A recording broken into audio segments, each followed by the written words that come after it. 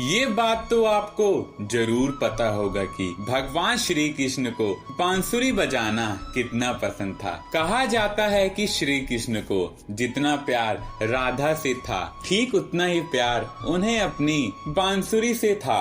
ये दोनों चीज आपस में एक दूसरे से गहराई से जुड़ी हुई थी। लेकिन एक समय ऐसा भी आया जब श्री कृष्ण ने अपनी बांसुरी को तोड़ दी। आज हम आपको भगवान श्री कृष्ण के जीवन से जुड़े गहरे रहस्य के बारे में बताने जा रहे हैं। मान्यताओं के अनुसार द्वापर युग में जब भगवान श्री कृष्ण ने धरती पर जन्म लिया, तब देवी देवता वेश बदलकर समय समय पर उनसे मिलने धरती पर आने लगे। तभी भगवान शिव भी अपने प्रिय भगवान से मिलने के लिए आए, परंतु वे ये सोचकर कुछ क्षण के लिए रुके कि यदि वे श्री कृष्ण से मिलने जा रहे हैं तो उन्हें कुछ उपहार भी अपने साथ ले जाना चाहिए। तभी महादेव को याद आया कि उनके पास ऋषि दधीचि की महाशक्ति हड्डी पड़ी है।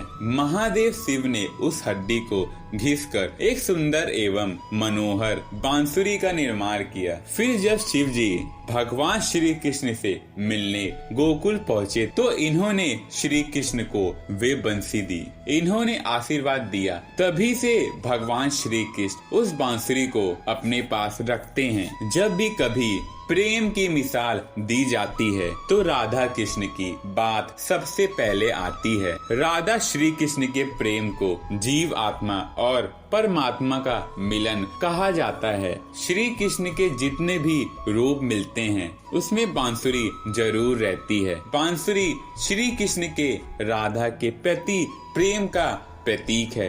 वैसे तो राधा से जुड़ी कई अलग अलग विवरण मौजूद हैं, लेकिन आज हम आपको एक प्रचलित कहानी बता रहे हैं। भगवान श्री कृष्ण से राधा पहली बार तब अलग हुई जब मामा कंस ने बलराम और कृष्ण को आमंत्रित किया। वृंदावन के लोग ये खबर सुनकर दुखी हो गए। मथुरा जाने से पहले श्री कृष्ण राधा से मिले थे। राधा श्री कृष्ण के मन में चल रही हर गतिविधि को जानती थी। श्री कृष्ण राधा से ये वादा करके गए थे कि वो वापस आएंगे, लेकिन श्री कृष्ण राधा के पास वापस नहीं आए। उनकी शादी भी रुक्मणी से हुई। रुक्मणी ने भी श्री कृष्ण को पाने के लिए बहुत जतन किए थे। श्री कृष्ण से विवाह के लिए वह अपने भाई रुक्मी के खिलाफ चली गई। राधा की तरह वे भी श्री कृष्ण से प्यार करती थी।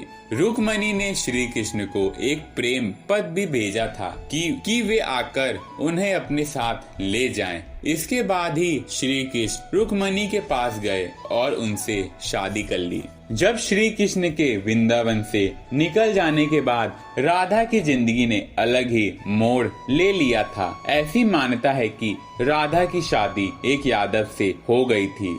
राधा ने अपने दाम्पत्य जीवन की सारी रस्में निभाई और बूढ़ी हुई, लेकिन उनका मन तब भी भगवान श्री कृष्ण के लिए समर्पित था। राधा ने पत्नी के तौर पर अपने सारे कर्तव्य पूरे किए।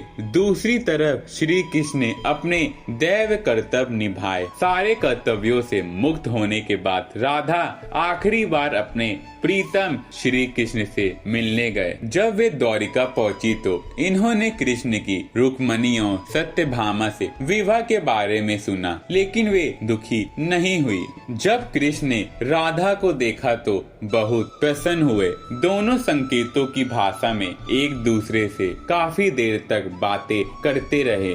राधा जी को कान्हा की नगरी द्वारिका में कोई नहीं पहचानता था। राधा के अनुरोध पर कृष्ण ने उन्हें महल में एक देविका के रूप में नियुक्त किया। राधा दिन भर महल में रहती थी और महल से जुड़े कार्य देखती थी। मौका मिलते ही वे कृष्ण के दर्शन कर लेती थी, लेकिन महल में राधा ने श्री कृष्ण के साथ पहले की तरह का आध्यात्मिक जुड़ाव महसूस नहीं कर पा रही थी। राधा को नहीं पता था कि वे कहाँ जा रही हैं, लेकिन भगवान श्री कृष्ण जानते थे। धीरे धीरे समय बीता और राधा बिल्कुल अकेली और कमजोर हो गई। उस वक्त उन्हें भगवान श्री कृष्ण की आवश्यकता पड़ी। आखिरी समय में भगवान श्री कृष्ण उनके सामने आ गए। भगवान श्री कृष्ण ने राधा से कहा कि वे उनसे कुछ मांगे, लेकिन राधा ने मना कर दिया। श्री कृष्ण के दोबारा